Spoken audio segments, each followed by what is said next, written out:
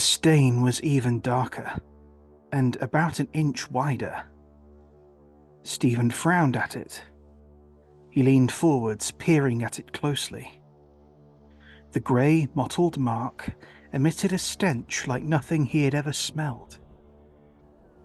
Part of it gave off a hint of perhaps hot asphalt, or the kind of exhaust fumes that belched black from the tailpipe of an old truck.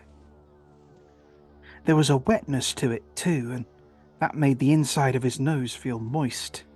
He sneezed into his forearm, and what came out was flecked with black specks.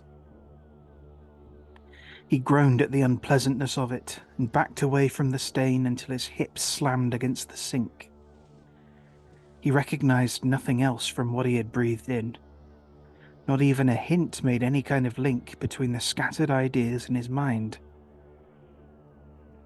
Suddenly, a few little points of lightning snapped together, and he realized that there was something he recognized.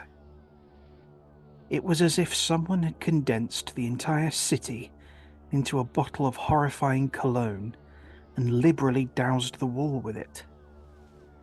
The heightened, concentrated stink of Metropolis was more than enough to overwhelm the senses. Now that the shock of it had worn off, he could pick out sour milk, refuse, oil, smog, tar, sweat, and the cloying perfumes that attempted to mask it.